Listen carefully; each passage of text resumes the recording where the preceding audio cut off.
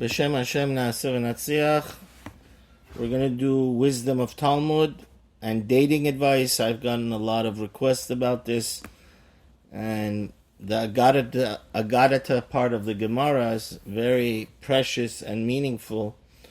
So today's topic is how to find the perfect wife, what to look for in order to guarantee you'll have good children. The Gemara in Bava Basra, Daf Kuf Tet 109b and 110a,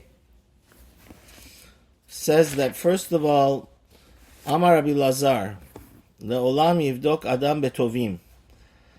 A person should always marry the daughter of good people. And who's good people? Sadikim, righteous. And it's a scary thing. Moshe did not, when he originally got married, he got married to the daughter of Yitro, which at that time Yitro was not righteous.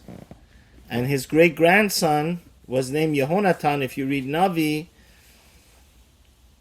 as a consequence of Moshe marrying a woman that wasn't from the daughter of Sadikim, he had a great-grandson by the name of Yehonatan, which became a priest for idols. But on the other hand, we know Aharon, he married the daughter of the sister of Nachshon ben Aminadav, and Aminadav was a Sadiq, and his son was also a Sadiq. As we're going to see, it's so important to look into the brothers of your future wife. And marvelously, who came out of Aharon? His grandson was extremely pious. We're actually going to have the whole parsha talk about him soon. Pinchas ben Elazar. Now, the Gemara goes ahead and gives a second amount of advice, and that is, Rava says a person should look into the brothers-in-law, his future brother-in-law, the brothers of the woman he dates. Why? Because because Aaron was very careful when he married Elisheva to look into her brother, which was Nachshon. He was the prince of the tribe of Yehuda, a courageous, heroic, noble person that was the first person to jump into the Yam Suf, the Red Sea, when the Jews had to cross it. Because that's why the Gemara says, Mashma shenemar bat Aminadav. We know that Nachshon is the son of Aminadav, so why does it need to tell us that when it introduces us that Aaron married Aminadav's daughter, it also mentions his son, the brother-in-law of Aharon.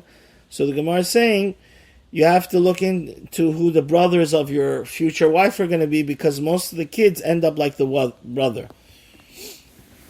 Your brother-in-laws. Like we say in Farsi, Bache halal zadeh v'da'ish mireh. So this is, I was just bomb blasted. Like, the greatest of the greatest prophet was Moshe. But it comes out, a very sad thing happened, that his grandson ended up being a pagan priest. And we're going to do a second volume on why that was, why he had a whole misunderstanding about the teaching of his great-grandfather Moshe.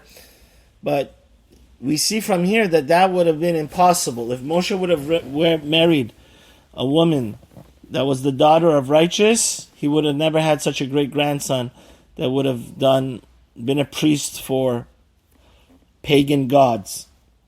And the Chidah just points out something so beautiful in his Pirush, Maran Ge'onu Zenu, the Chidah.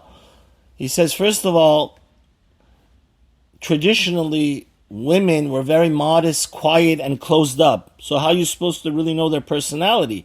For many generations, there was no dating process. The parents would meet, and then the kids would get married. So it says a way to reveal the secret is of who the woman that's very closed up and quiet and modest is, to look at her brothers. Now there's a second, by the way, this is a remiss to this, is Eshet Chayil Mi Imsa, is Roshet Tevot Achim, brothers. So how do you find the woman of valor? By looking into the brothers. And the Chidah says there's a second nafkamina. Let's say the woman, you know for a fact she's a righteous woman, because she's your second cousin. She's your cousin's daughter, and ever since she's been a little girl, she's been a pure, wholesome, good person. But still her brothers are nasty, are not good people. So that the nafkamina is that our Chachamim are teaching us, a word to the wise is, maybe you should go look for another shidduch.